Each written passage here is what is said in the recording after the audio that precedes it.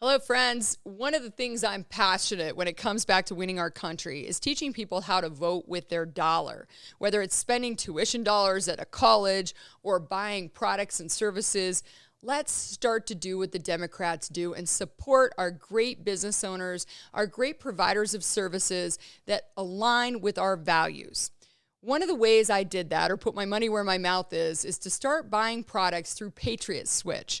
It's U.S.-made products that are awesome quality, mostly natural and organic, that we can use in our households instead of driving over to Target and buying the typical brands that fund all the things that we don't align with. They even have antibiotic and hormone-free amazing beef. We're doing a call next Wednesday night, July 26th at 7 o'clock on Zoom that you can join to learn more about how to make the switch. We'd love to have you involved and even join our team if you need to make some extra dollars on the side. Go to HeidiForLiberty.com to sign up for the Zoom or send us a DM on social media and we'll be in touch. Vote with your dollar and support the businesses and services that are doing the right things for our country. Let's do this.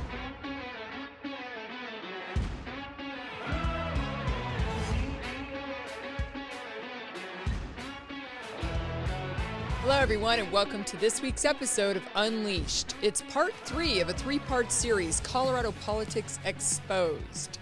Let's dig in. We started this series with a deep dive into the key player responsible for the progressive takeover of Colorado, Jared Polis, our current governor.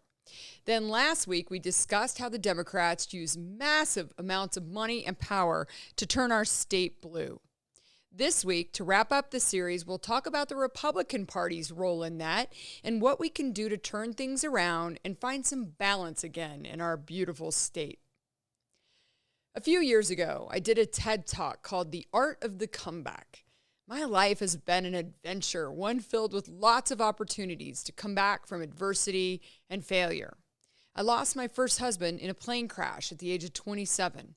And then I almost lost the franchise company I founded, Camp Bow Wow, to the big market crash of 2008. I almost lost my life a few years ago from a brain tumor and brain surgery. And then, of course, most recently, I came up short in the election for governor of Colorado last year. You could kind of call me an expert in comebacks. I don't know if that's good or bad. Today, I'm going to talk about how the conservative movement can stage a comeback in Colorado. And yes, I am confident it can happen. And I know, cue the liberal media hysterics and Colorado polls about me saving this in 5, 4, 3, 2, 1. So let's start with the elephant in the room, pun intended. My thoughts on how the Republican Party lost its way in Colorado. First, the good news. Almost 1 million voters share conservative principles across the state, according to the election numbers, and voted our way last year. We launched a movement of awakened moms and dads, fired up farmers and ranchers, upset active military and veterans, lied to law enforcement and first responders, and the faith community is waking up. The Democrats have way overreached in this last legislative session. They're doing their best to drive voters to us if we can make it work. Crime is soaring. Our kids can't read or write. They're in a mental health crisis. Homeless camps are taking over our cities. I-70 is a parking lot, so we can't get to the mountains. And the cost of everything is through the roof. Our state has dramatically changed in the last decade under Jared Polis and the Democrats. And people like the destruction so much or don't pay attention that they voted for more of it. Or did they?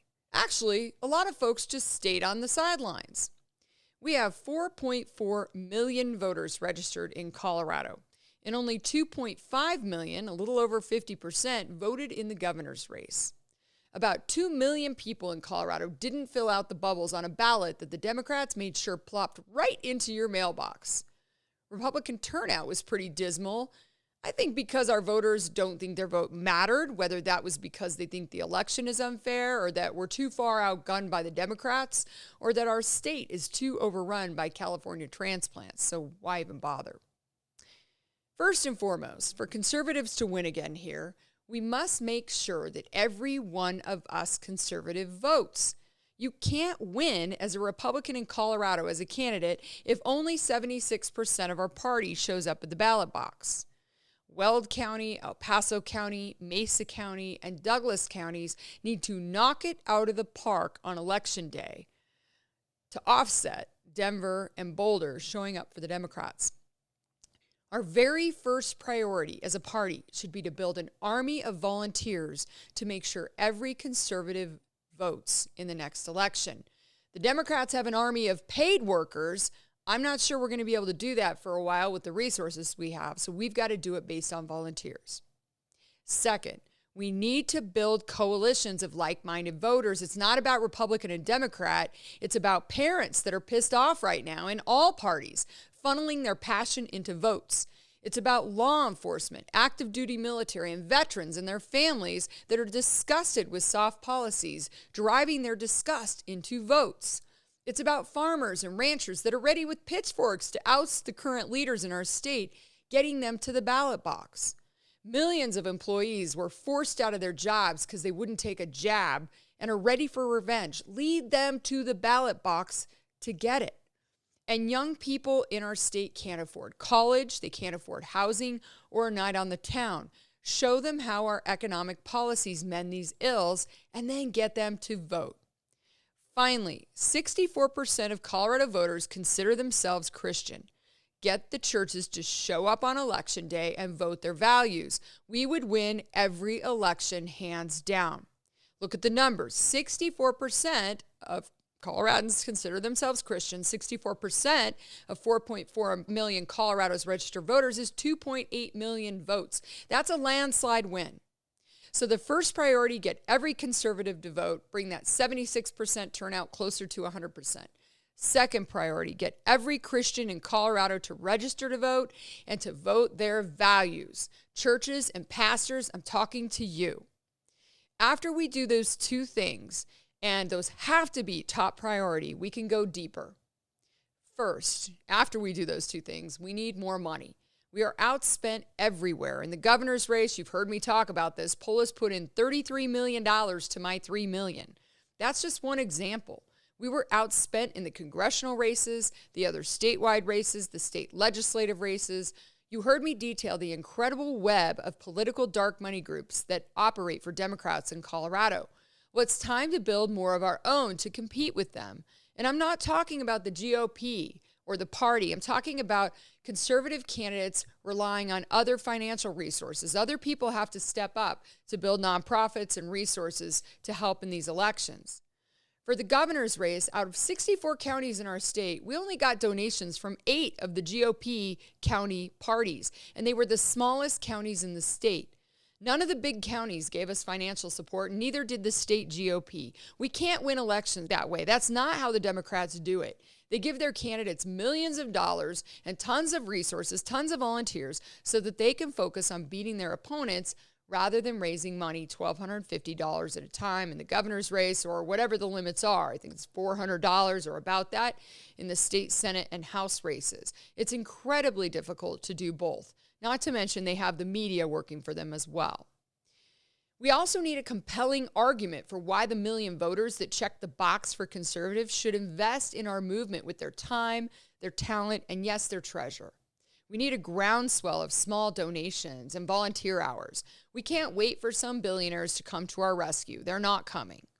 If 25% of the 1 million voters that chose a conservative candidate would donate $100 a year, we'd have $25 million to fight these battles. Bernie Sanders and Donald Trump were both extremely effective in building a battle chest this way. But for this approach to work, we have to have a plan to win that voters will invest in. That has not existed for a long, long time for those of us in the Colorado Republican Party. And we have to stop pretending like money doesn't matter. It does. I've told you, I was naive to think that I could outwork the money in the governor's race. I was wrong. Money matters a lot, unfortunately. It buys TV ads, it buys flyers, digital ads, tens of millions of dollars worth in the final weeks of a race that can easily persuade voters who don't pay attention till then. And even if they're lies, they can lie and put the ads up and we don't have time to respond. We don't have the money to respond. It buys establishment GOP business leaders silence for fear of retribution after the election's over. And it buys the media's loyalty because of all those millions of dollars spent on advertising with them. So now we know that we have to do more than work hard. We need money and lots of it. We're going to fix that. Next, we've got to deal with the media differently. I thought the media would be somewhat neutral, and boy, was I wrong. You've heard the stories. They were relentless with outrageous headlines, misleading questions, and didn't put one iota of pressure on the governor or the U.S. senator. Remember those ad dollars, the millions that the Democrats and Polis spent. It mattered. Those journalists rely on those ad dollars to get paid. It was a force, and we couldn't get ahead of it. We have some good-hearted, hardworking conservative journalists and media outlets in Colorado, but we are incredibly outgunned.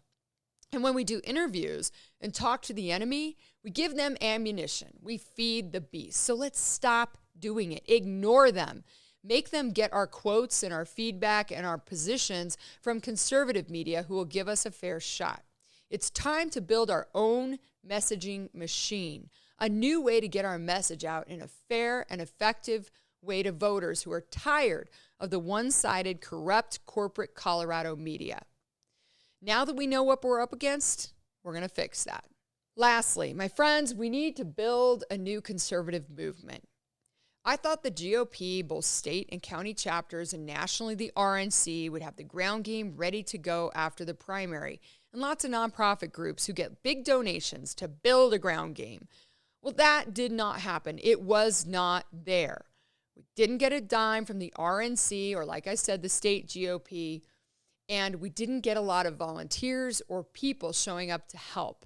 If they could activate small dollar donations, activate a lot of volunteers and a lot of talent to help us, we could do better in Colorado. The state and county GOP organizations exist for one reason: to get Republicans elected, period. Candidates need money, they need volunteers, and they need their party representatives to show up at parades, fairs, festivals, chamber events, and win hearts and minds. Candidates cannot continue to do this on their own. I know we have a bunch of newly elected folks in the party at the county level. This is my message to all of you. I know you're going to turn things around. So in our race, after the primary, we had to build our own ground game and build it fast. And you don't have time to build that machine in the 4 short months between the primary and the general election.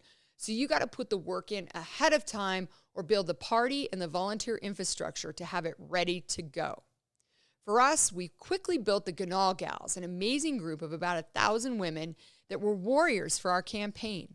They showed up for rallies, made phone calls, door knocked, did honk and waves, put up signs everywhere.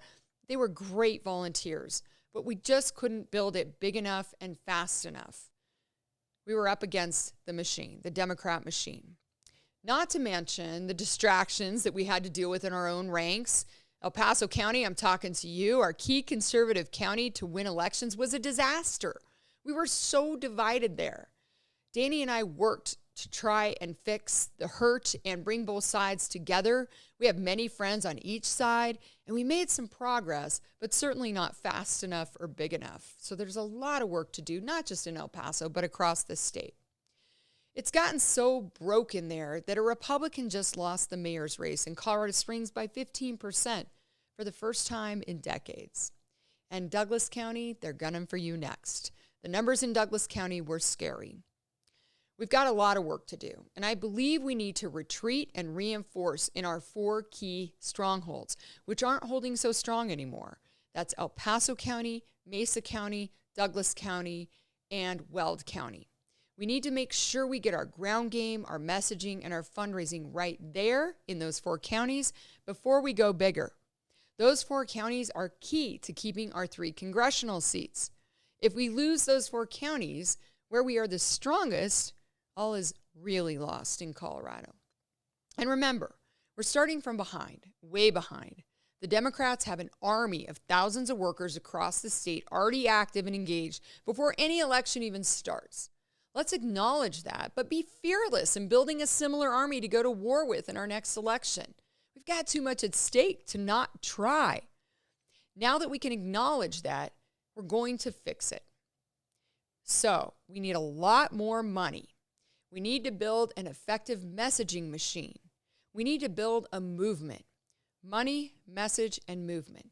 It's not complicated, but it takes discipline, a lot of heart, a lot of time, a lot of talent, and a lot of treasure, which I know we have in Colorado. And I know we're waiting for someone to swoop in and lead this charge, but I would argue we are the leaders we need to be in charge. How many doors did you knock last year? How many phone calls did you make on behalf of a ballot initiative or a candidate? How many op-eds or letters to the editor did you write? How many posts did you make on social media fighting back? How many hours did you volunteer, dollars did you donate, or events did you attend? I'm not saying this to be critical. I'm saying this to have you do some introspection and think about how we can do better on an individual basis. Start with assessing how you individually can best use your time, talent, and treasure to save our state, and get to work. Find a group to align with or build one of your own to accomplish your mission if your local GOP isn't a fit or there's not a group that fits the thing that you want to work on. Hold yourself accountable first and foremost. With 1 million small wins, we will create a massive big win for Colorado, for our kids' future in this state. The Democrats beat us in 1,000 different ways. I say death by 1,000 cuts, small ways. So on the flip side, every small move you make is helpful. The Colorado Democrats were where we are 2 decades ago. We had all the levers of leadership then, just like they do now. It's going to take some time and a lot of work and being very focused and disciplined, but Colorado is worth it and we can win it.